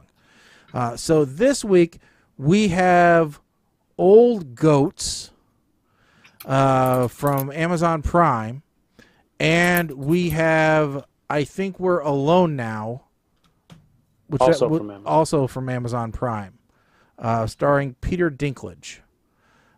So I think we should probably start with Old Goats. No, we're going to start with I Think We're Alone Now. We're going to start with I Think We're Alone Now, according to Mike. And and we'll start with Colin. So Colin, tell us, what did you think of I Think We're Alone Now, starring Peter Dinklage? Okay. So I think We're Alone Now is a movie similar to many other movies we've watched. It's a post everybody dying movie where one guy thinks he's the only person alive and then somebody else shows up. And I think it was a Tom Hanks movie with the dog and the robot. Anyway, there's other movies we've watched of this. It is a genre of movie that I enjoy as a character piece, as seeing how these people interact, how what happens to them because of this disaster. Anyway, like I said, I like this kind of movie. It's kind of movie that has been made over and over for years, and I really enjoyed this one up to, I'd say, was it about 3/4 through it, because I think the people who made this movie lost their own faith in the movie and decided that more actors needed to show up, namely Paul Giamatti, with some really stupid secondary plot that shows up and causes a detour, and it ruined the movie for me. The entire end sequence of the movie was just it was a different movie that I've been watching, and it was terrible idea. So it was a movie that was on its way to getting a shnikes from me, and didn't get all the way down to meh, but I think it ends up, I don't know, I don't remember exactly what is right above meh, but it's definitely not Verp and a half. No, above meaning better than a meh? Oh, better than a meh. Better than meh. Smile? Smirk. Smirk. I'll give it a smirk. That's exactly what it deserves, as a smirk. Okay. There we go. All right, I'll go next, and then I'll let Mike do cleanup. All right, this movie, let me put it this way. If I was on death row and they said, all right, we're going to allow you to watch one movie before we take you to the chair, which one do you want it to be? I would pick this movie, because then it would seem like an eternity before they came to get me. I think this movie, I object to the runtime listed on IMDb for this movie. I believe it's closer to about 14 hours is what I think that it really is, if you think about it. This movie is so slow. And for a while I thought my speakers were broken. I thought, certainly this has got to be a talkie, right? They didn't do this as a silent movie the whole time, did they? But no, this is just, and I like Peter Dinklage. He's a nice guy. He was great in the Kingdom of Badassdom. He should really stick to comedies where his strong point is. All right, I haven't seen Game of Thrones, and I don't plan to, and I don't want to see him in anything other than a comedy where he's the funny short guy. But good Lord, this movie dragged on for too long. It's great that he's cleaning up the dead bodies. It's great that he's burying them all. I think it's funny that he still doesn't know how to use the tractor after burying half of the town. But Jesus, this movie took forever and still wasn't good. And Paul Giamatti is scary no matter what his role is. He just is ungodly scary. He could read you Green Eggs and Ham and you would have nightmares.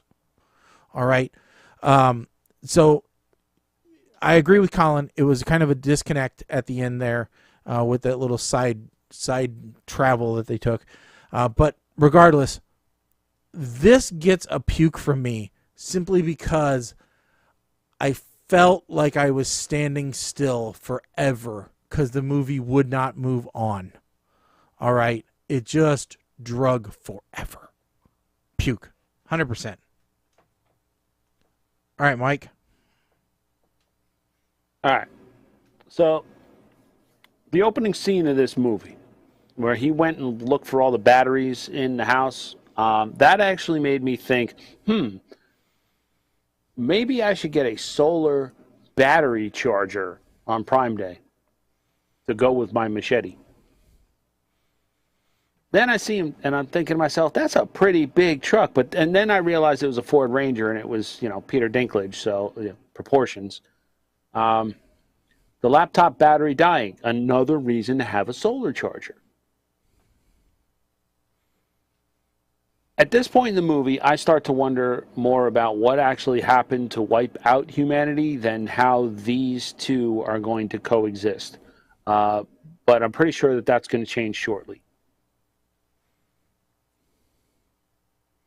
Thought it was an interesting point, and I don't know if we ever fully explored it, that his sole purpose in life was to find overdue library books and return them to the library. And at this point, it's starting to remind me of a movie that I watched a long time ago called Right at Your Door, which has a very similar tone to this, different plot line, not quite as apocalyptic, but very similar tone. Here's where they jumped the shark the first time, because they pulled the cousin Oliver here, okay? They brought the dog in to add an extra level and kind of pique the interest a little bit.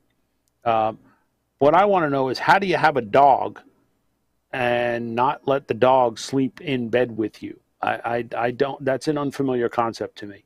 And then after the dog bit Del, I got quite concerned. Like, and there you go. How'd the dog get out, Del? What'd you do? Huh? Thought he was going to kill you. I thought maybe he was going to eat the dog. I didn't know. Here's where the brain starts kicking in. Grace talks about how Del can be so even keel about everything, no emotions. And she touched on a very good point. Like, if you didn't have anyone to care about before the apocalypse, how would you know how to care about anyone after the apocalypse? And then my brain started going into a pretzel around that for a little while. And this is where the movie jumps the shark the second time, because Paul Giamatti shows up, as the other two have talked about. And a couple of things that I was curious. Like, could you imagine spending so much time thinking there was no one else left in the world, only to find out that there's entire cities that are still thriving? I mean, this is pretty much a completely dark version of Blast from the Past when you think about it. And Brendan Fraser is an analogous to Peter Dinklage. There's a comparison I never thought I'd make in my lifetime. End scene. They're driving, and this is where the going to hell moment comes in. Del, who is Peter Dinklage's character, if you haven't figured that out yet, has driven at least 5 different cars by the time they get to the end. Does he have like telephone books and pedal blocks that he moves from car to car? I'm just curious, because I find it very unlikely that he found all of these specially equipped cars out there in no man's land along his journey.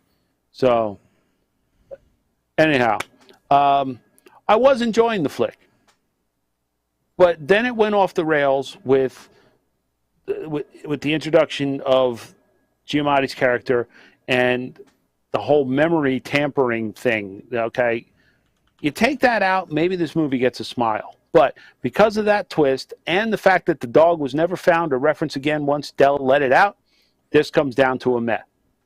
Never mess with the dog. By the way, I'm sure he probably had drywall stilts.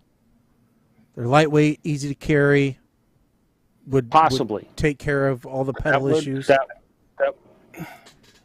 I wasn't sure if the character was actually supposed to be short. I because when he let her out of the bathroom, or not the bathroom, the bedroom. When he let her out of the bedroom, she said, "You sounded short," which could either be taken to "I was right" or "he isn't short." She thought he was going to be short because she thought that he sounded short. The saying, there is no reference anywhere else in the entire movie to Peter Dinklage not being normal height, having a normal height. So just thinking, You just pulled. if he's one of the producers, he may have purposely had it set up that way so they could just ignore it completely. So, all right. So we're going to talk about old goats next. But before I'm going last. You're going last. Before we do that, You're though, going I'm out of hard cider. I drank the last one that was at my desk, and in order to prepare for this, I have to break out something a little bit harder.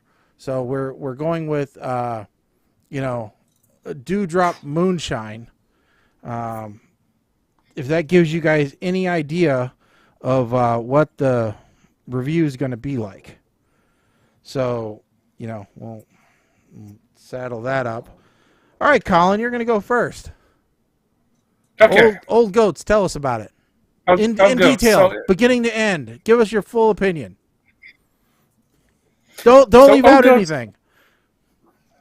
Old Goats seems to be some kind of movie where some writer knew these three old guys and liked how they talked so much, he decided to write an entire movie for these three old guys to be in. None of them were actors, but we have an entire 15-hour-long saga about their lives.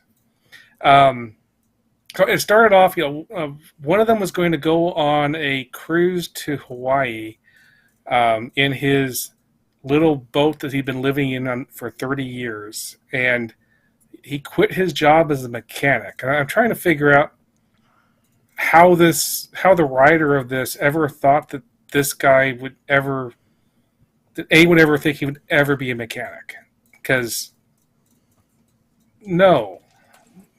He doesn't know how to use a wrench. How would he be a mechanic? I don't know. Anyway, the narrator is this other guy who looks like a dentist, I guess, who's supposed to have retired forcefully from a job where he actually was well paid, some white collar something or other, and somehow he ends up driving Hugh Hefner around because Hugh Hefner, because this other old guy who's basically the owner of a Playboy mansion, apparently. At least that's what his life story says. So I got through some of this movie. I didn't get through all of this movie. They got to the point where the guy who used to have money is getting, his wife is complaining that they were supposed to go to Palm Springs and move there after he retired, and that it was time to do that. But she's quite possibly the worst actress that we've ever seen in any of these movies, and we've seen some terrible actors. And at the same time, the not a mechanic was like trying to do online dating. I gave up. So I went to the end of the movie and saw that, okay, at the end of the movie, the guy with money ended up in Palm Springs, apparently, and the other two guys are still being stupid. I don't know. I didn't see anything at the end of the movie that seemed to indicate to me that anything of any consequence had happened, and I gave up at that point. I just don't even try. Just if you've ever like sat in a diner or something, and there's three old guys, complaining to each other and talking about their old stories and stuff. This is that for like 120 days long. There you go. Take it away, Shaggy. All right. So, Old Goats is, as Colin said, a comedy that features three elderly men playing themselves. You know, Britt lives alone on a boat and searches for excitement and romance. But he is I don't think he was a mechanic at the shop. I think he basically like ran the desk. You know, and he didn't do a very good job of that from what we understand from his previous boss. Because he said that the day he quit was the best day for both of them, which is a hell of a thing to say to somebody. You quitting was the best thing for both of us. Yeah, that's not something you say to somebody that is asking for their job back if you want to be nice. Bob, who is the Hugh Hefner, you know, wannabe that Colin brought up, he's writing a book about his memoirs, but he's obviously an old man who's getting grifted. Because the point where I left it, sounds like he'd spent like $2,500 to this publishing company who was maybe going to get his book in maybe 2 stores, maybe. And was the publisher was doing his own Photoshop work. Sounds to me like a bunch of other elderly scams I know about. But the guy's, all his book is about is like what he did in the war and the 50-some women that he slept with, and that his claim to fame is that he never forced himself on any woman, and that was a good thing. So that was, and then there's David, who's, like Colin said, who's adapting to his newly retired life by ingratiating himself to these old guys by being their chauffeur, basically, because they can't get their life together. Living with his bossy wife, and she is not happy that he has found a life outside of the house and her. You know, I watched up until the point where Britt was going into online dating and taking his profile pictures, and they were setting his profile up to do online dating, and at that point, it became too much for me, because I have been in way too many KC halls for way too long, listening to these exact same conversations and explaining to someone how your laptop has wireless, but it doesn't automatically have the internet, because it's not a thing that just exists out there like radio, you know, which was a conversation which took place in this movie, you know. So it was a little too close to home. And from somebody who's getting paid to write a movie, I expect better dialogue than what I can overhear at the Knights of Columbus Hall. So I ripcorded the movie at that point. And anyone who can watch the movie past that point is a very strong person. I mean, they're the kind of person that you can rely on. They're the kind of person that can endure hardships in life and struggles that mere mortals such as myself cannot do. I mean, that is a person that you can put your trust in.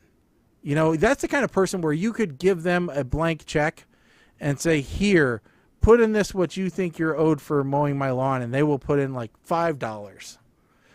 You know, that is a person whom is should be respected and like, you know, lifted up high and, you know, appreciated. I don't know any of those people who could possibly have sat through this movie in its entirety, because it's too much.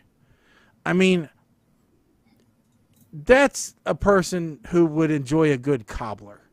Let me put it that way. So, you know, a nice cherry or an apple cobbler. So I have to give what I watched of the cobbler thing there, because I was going to if you don't. Okay, there he is. There's Mike. Hi, Mike. All right. Are you ready to tell us how far you got through? Oh, you broke out the little bottles. All right. Oh, hold on. I forgot to do this beforehand. All right. Now continue. Opening shot. PTR Radio 30 years from now. Managing my retirement funds. Now, I'm glad to know what that's code for. And it just dawned on me that the one guy who Colin said looks like he should be a dentist is the guy that has braces at retirement age, which is something I never quite understood. When you get to that age, you don't get braces, you get dentures or implants. 20 minutes in, which is right after the hot tub incident, which I have on good authority, at least one of my co-hosts punched out at after that. And I hear these old women talking, and I'm wondering if this is what women really sound like at parties. 30 minutes in, I am having trouble staying connected or interested in this movie. The website they go with for the dating service is called seniorconnections.com. Interesting. Here he goes with technology. He's on a computer. He doesn't have internet. Here goes the fun part. Here's the quote. Dave says, "The internet is out there, kind of like how God's out there." That's a good one, and I'm going to use that at some point. And Dave is lying about not knowing where to find this. You know damn well that Dave is the one that's going to be teaching Brit about porn, all right? And if the boat is a rocking, don't come a knocking. You know that's going to happen. Halfway mark. I am struggling ridiculously with this movie. I mean, I'm watching this scene where this guy's going on his first internet date, and this is my lunch break at work. I'm staring down a bottle of scotch thinking I'm going to need it to finish this movie. At this point, I have to make a statement about my opinion about this movie, and I feel I need to do this because of the current environment around the country. My opinion of this movie should in no way, shape, or form be interpreted as my opinion of all of the elderly people in this country. That is not the case. They are completely independent of each other. In fact, as my wife says, I love old people, but this is a bit much, okay? There's a reason I don't volunteer at a nursing home, because I know that I would probably, not do well there. This is like watching C-SPAN, okay? You can take so much at a time before your blood pressure spikes to dangerous levels. Now Britt's having a lady over to come over to his boat. Dude, we talked about not making the bed. I didn't think... Here's an interesting case. Has there ever been an episode of Hoarders where the person lived on a boat? No? We found one. My guess is they'd probably just sink to some bitch and be done with it. 36 minutes left in this movie. And I'm thinking to myself, this actually is going to be 36 minutes because the credits can't be but 2 minutes long. It's not like, when the runtime of Doctor Strange and the Multiverse of Madness says 2 hours and 20-something minutes. The credits are 15 minutes long with cutscenes. He's buying wine at a gas station. I guess that's normal in other places. And Dave's wife is just evil, man. And there it is. Pornography. You knew pornography was going to be a topic in this movie somehow. So 2 things. One, I'm being generous because I'm giving it a meh. I would give it lower because I struggled with this movie. I would give it lower, but I don't have the heart to do that. Why? Because, yes, it is a lot like a home movie. But at the very end, if y'all had made it to the credits, they have the B-reel stuff, or the bloopers. And this was infinitely better than the movie itself. Why? Why, you ask? Because as we noted, these guys are not actors. The bloopers at the end were them just being themselves. And you know what? These guys are likable. when they're being themselves. They're the kind of people that I would want to have a beer with. Okay, but when they're trying to follow a script, if that's what we're calling it these days, because I don't know if it was improv or what, they were too uptight and stiff. So I'm going to give it a meh. That being said, new goddamn rule.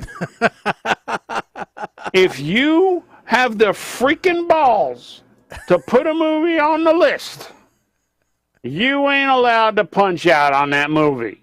I don't care if your eyeballs are freaking bleeding by the time you're done. You are not allowed to punch out on a movie you put on the list. That's bullshit. That's sadistic. That's torturous. And it ain't happening. I agree. Good rule. And I can't show it on the stream, but Mike, I sent you, there was an episode of Hoarders on a houseboat, and they put the picture of the of the houseboat, so I threw it on our Slack. So I saw that, and my question is was that the primary? Oh, that was a houseboat. Okay, so it was a primary residence. Yes. All right, it wasn't like a boat that was, and because that's just docked like that. That is the houseboat equivalent of living in a van down by the river, because that don't even look like a lake or nothing. That's like a canal. Yeah. With a bike path. Okay. All right. So let's pick for our next show. Okay, let's pick something other than two stinkers, please. All right. So what do we got? Can I put a bid in? Okay. Can I put a bid in to say that we need to watch Sky Sharks? Sky Sharks. It's on Freevee, which is what IMDb used to be called, or what used to be IMDb TV is now called Freevee, and Sky Sharks is on. And Freevee is a channel on Prime, right? So you could find it on Prime Video, I think. I would think so. Yes. All right, I'm fine. I'm okay with it. So did you see when I posted something about this in our? I did not, but I'm reading just the headline right now. Oh, excuse me. Sky Sharks trailer 2020 Nazi flying shark sci-fi movie. It is not on Prime Video. Oh wait, no, that's Street Sharks. Never mind. Nazi zombie super soldiers riding flying sharks into battle. Yeah, it's a combination of Sharknado and Iron Sky. And I was looking at this going, how did we miss this? Okay. Yeah, I'm fine with that. I'm okay with that. Okay, so then what do we have, Mike? 1 to what? 1 to, what did I say? 52. 1 to 52. Well, 47. Are you? Well, I know Shaggy, you ain't punching out. Really? Cannibal women in the avocado jungle of death?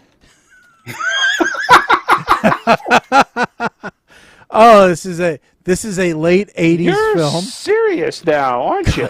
Comedy horror starring Shannon Tweed, Karen Waldron, Adrienne Barbeau, Bill Maher, and Jim McCrell.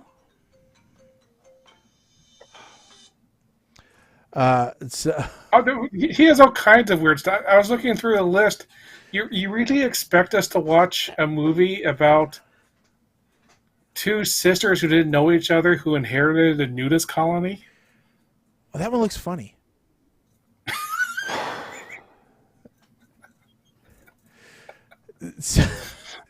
Here, just listen to this and tell me it doesn't seem like it's right up our alley. The U.S. government, eager to protect the nation's avocado supplies, recruits feminist professor Margot Hunt to make contact with the pariah women, an all-female tribe who believe men are only good as a source of food. Nope. Well, we know who put it on the list. It's only PG-13. That don't befund me nothing. You know what? a lot of that stuff that was on USA Up All Night was PG-13, and guess what? There was a lot. No. Oh God, this is gonna be okay. I think fine. it'll be hilarious. That's fine. All right, cool. So that's fine. That's show. Be a lot of drinking in my future, but that's fine. I'm looking forward to a good cheesy 80s comedy horror after the crap we had to watch for this show. All right, folks, and that is it for this week. So we will be back on the 25th. That's when we decided, right? 25th will be Correct. our next show. And, and we'll have an announcement on the 25th. So make sure that you tune in and that you subscribe to the podcast. There will be an announcement on the next show that you won't want to miss. So, as always, make sure that you go ahead, Mike. I was going to say, Mama Blair wrote in 15 minutes ago, supposedly this movie was meant to appeal to boomers. I'm a boomer and there was no appeal. I'm guessing you're talking about Old Goats. Yes. Yeah. So great. The entire Blair, I'm the only one out of the entire, no, you know what? That's it. Y'all are off the Christmas card list. I'm done with y'all. Nope. I had to watch that freaking thing. Nope. Nobody gave me no heads up, no warning, no nothing until like 2 days before the show. Nope, had to punch out, pull the ripcord. You son of a... I sat through and nearly drink myself into a damn coma over this, and you... No. Well, thanks to the new rule, I can't ripcord cannibal women in the avocado jungle. Damn right you can't, cannibal. You're probably going to give it a shnikes, knowing you. So anyway... Folks, you won't want to miss our next episode where we review these fine films. Got three things that you love in life: women, barbecue, and avocados. I hate avocados. But regardless, so make sure that you subscribe to the podcast. Go to ptrradio.com. It's got all the information on how to do that, as well as check out us on all of our social media at PTR Radio on Facebook, Instagram, Twitter, and Twitch. With that said, again, 25th will be our next show and a special announcement then, so make sure that you tune in. All right, anything from anybody else before we sign off? Nope. No, I've said my piece. All right, so get the drinking ready for the next set of reviews, and we will see you in 2 weeks. With that said, I'm Shaggy. I'm Colin. I hate my life. Stick a fork in us, folks. We are done. Later.